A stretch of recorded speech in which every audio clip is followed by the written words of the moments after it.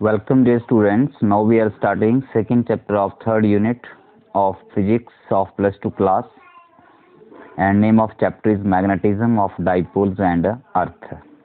So first question is define the given terms. कुछ terms हैं इसमें define करना है हमें. So जल्दी से एक क्विक रिव्यू ले लेते हैं. मैग्नेट क्या होता है? A substance which can attract small pieces of iron, steel, nickel, cobalt, etc. and rests in the north-south direction when suspended freely is called a magnet. Magnet एक ऐसा सब्सटेंस है बच्चों जो आयरन, स्टील, निकल, cobalt जैसे material की छोटे छोटे पीसीस को अपनी ओर अट्रैक्ट करता है, और अगर उसे फ्रीली सस्पेंड किया जाए तो वो अपने आप को नॉर्थ साउथ डायरेक्शन में ही हमेशा अलाइन करेगा. Next is magnetic field. B vector से डिनोट करते हैं, वेक्टर क्वांटिटी है.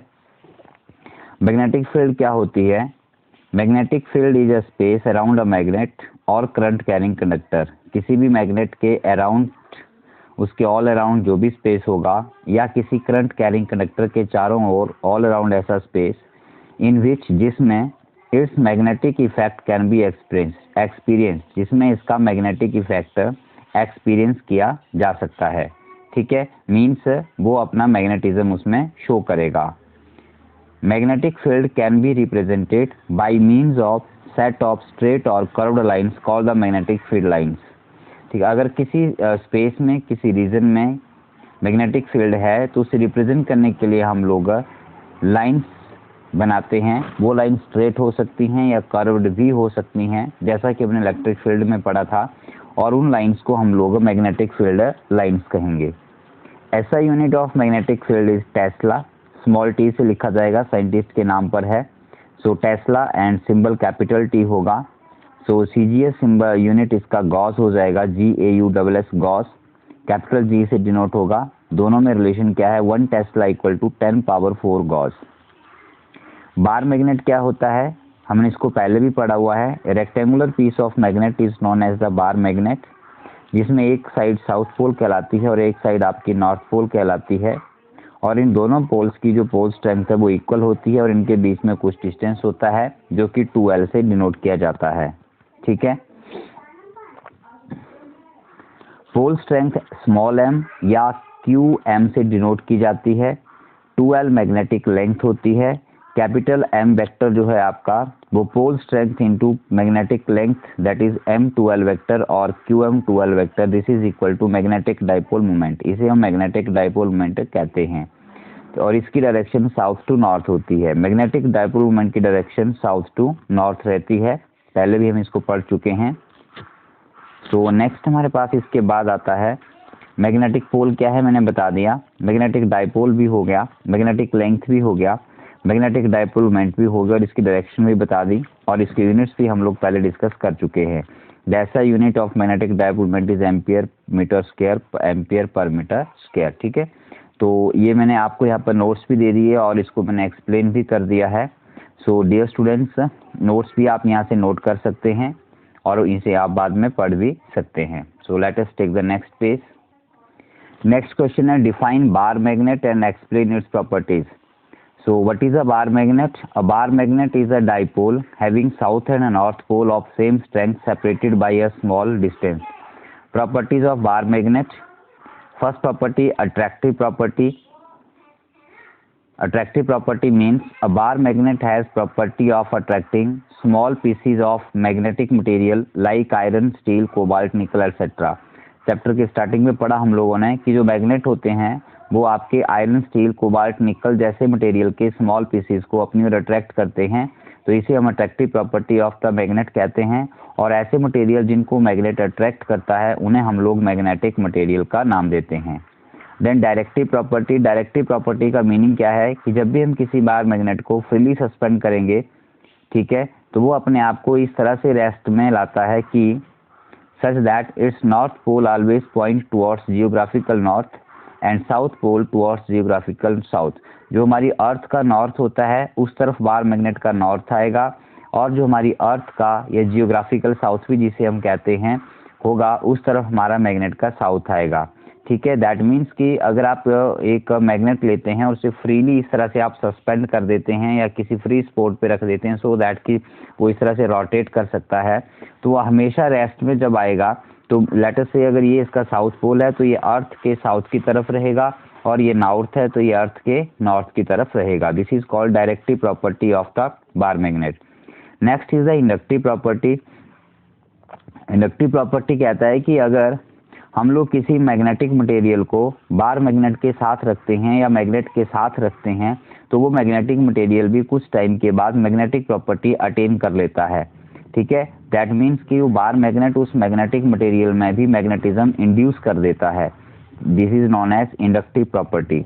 Next is the property of pairs. Property of pairs कहती है कि किसी भी बार मैग्नेट में साउथ पोल और नॉर्थ पोल हमेशा पेयर्स में एग्जिस्ट करते हैं। आप साउथ पोल और नॉर्थ पोल को सेपरेट नहीं कर सकते हैं।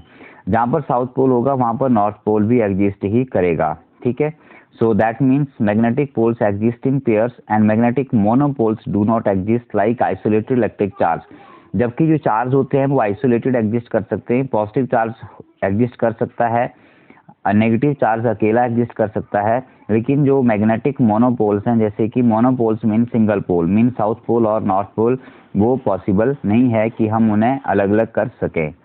Number 5, like poles of magnet repel each other and unlike poles attract each other. ये सेम प्रॉपर्टी है, हम लोगों ने पहले पढ़ी हुई, आप लोग जानते भी होंगे कि मैग्नेट के सेम पोल जो है वो रिपेल करते हैं, मीन साउथ साउथ और नॉर्थ नॉर्थ रिपेल करेंगे, और साउथ नॉर्थ या north south means opposite pole जो है वो एक दूसरे को अट्रैक्ट करेंगे।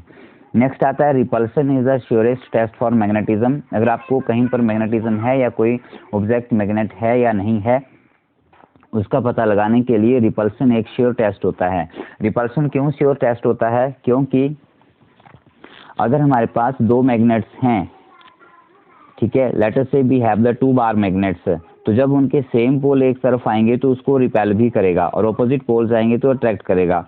लेकिन उन 2 मटेरियल्स में से एक बार मैग्नेट का है और दूसरा मैग्नेटिक मटेरियल है तो उसको दोनों साइड वो अट्रैक्ट करेगा। ठीक है। तो अट्रैक्शन से हमें ये पता नहीं चल पाएगा कि कौन सा मैग्नेट है और कौन सा मटेरियल है, लेकिन अगर रिपल्सन भी होती है तो हम जरूर कह पाएंगे कि ये दोनों आपके मैग्नेट हैं। इसलिए रिपल्सन जो है आपका मैग्नेटिज्म का श्योर टेस्ट है। नेक्स्ट क्वेश्चन आता है आपके पास, what are magnetic field lines, give their properties. Magnetic field lines क्या होती हैं? These are the path along which an isolated north pole will tend to move.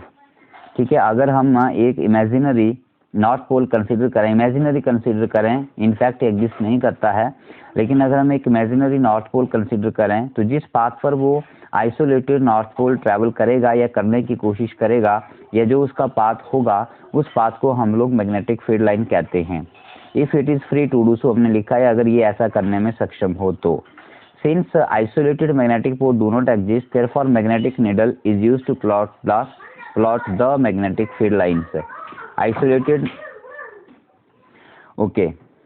So next is the properties of magnetic field lines. कुछ properties हैं, आप इनको read कर सकते हैं। First property, magnetic field lines are continuous closed loops travelling from north pole to south pole outside the magnet. North pole to होगा बच्चों यहाँ पर, to south pole outside the magnet and from south to north pole inside the magnet. जैसे ये हमारे पास कोई एक bar magnet है, लेटर से ये इसका साउथ पोल है और ये इसका नॉर्थ पोल है, तो जो मैग्नेटिक फील्ड लाइंस हैं वो ट्रैवल करती हैं from north pole to south pole outside north pole से साउथ की तरफ होती हैं और इनसाइड साउथ टू नॉर्थ होती हैं। ठीक है। मतलब बार मैग्नेट के बाहर या मैग्नेट्स के बाहर नॉर्थ पोल से मैग्नेटिक फील्ड लाइंस आउट होती हैं, इस तरह से वो जाएंगी और साउथ पोल पर एंटर करती हैं और फिर नॉर्थ पर फिर आ जाती हैं। इसका मतलब जो मैग्नेटिक फील्ड लाइंस हैं वो एक क्लोज्ड लूप फॉलो करती हैं। ठीक है। सिमिलरली आप इस तरह से भी बना सकते हैं, ठीक है, लाइक दिस वे। तो आप बोल सकते हो कि मैग्नेटिक फील्ड लाइंस जो हैं वो नॉर्थ पोल से आउट होती हैं और साउथ पोल पर एंटर करती हैं। They come out from the north pole. Next, tangent to magnetic field line at any point gives the direction of magnetic field B vector at that point. ठीक है, जैसे ये कोई मैग्नेटिक फील्ड लाइन है, इस point पर आप magnetic field की डायरेक्शन निकालना चाहते हो, तो यहाँ पर हम फील्ड डायरेक्शन में एक टेंजेंट बनाते हैं। तो ये जो टेंजेंट आपका बना, this will be direction of magnetic field B at point P। ठीक है, यहीं से दूसरी प्रॉपर्टी भी आ जाती है आपकी कि two magnetic field lines never intersect each other.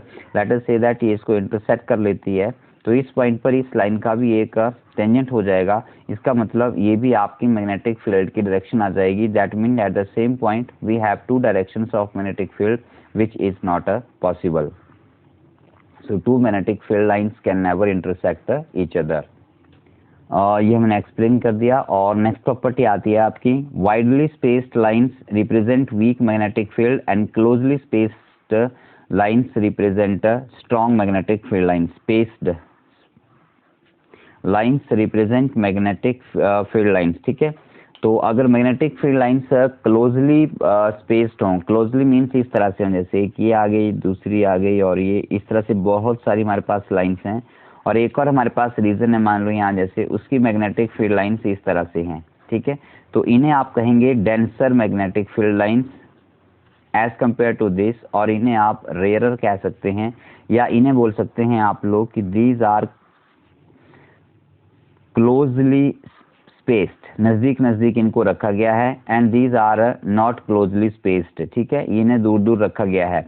तो जहाँ पर magnetic field lines closely spaced होती हैं, वहाँ पर जो मैग्नेटिक फील्ड है वो आपकी स्ट्रांग होती है, और जहाँ पर ये रेयरर होती हैं, दूर दूर होती है, वहाँ पर हम लोग मैग्नेटिक फील्ड वीक कहते हैं। ठीक है, आप ऐसे भी समझ सकते हो कि अगर वीक मैग्नेटिक फील्ड हो तो आप उस, जैसे मान लीजिए ये हमारा मैग्नेट का नॉर्थ पोल है, तो नॉर्थ पोल से मैग्नेटिक फील्ड लाइंस इस तरह से बाहर निकलेंगी। ठीक है, अब आप मैग्नेट के पोल के पास देखें तो ये फील्ड लाइंस बहुत क्लोजली स्पेस्ड हैं, और इससे दूर चले जाएं तो इनके बीच का जो स्पेस है वो बढ़ता जाता है। दैट मीन्स कि पोल के पास मैग्नेटिक फील्ड जो है वो स्ट्रांग होती है, और पोल से जैसे जैसे आप दूर हटते जाएंगे, मैग्नेटिक फील्ड जो है आपकी वो वीक होती जाएगी। ठीक है, so that's all for properties. That's all for the basic concept of this chapter. Next कुछ क्वेश्चंस बच्चों ऐसे हैं जो हम लोगों ने पहले इलेक्ट्रोस्टैटिक्स में पढ़े हुए हैं, तो उनका केवल मैं आपको हिंट दूंगा, और वो क्वेश्चन आप लोग वहाँ से कोशिश करोगे समझने की। ठीक है, और जब आपके वो क्वेश्चन हो जाएंगे या आपको कोई प्रॉब्लम वहाँ से आती है, तो आप मुझे फ़ोन करके या व्हाट्सएप पर अपनी प्रॉब्लम लिख कर भेज सकते हो। Thank you for watching this video. Have a nice time.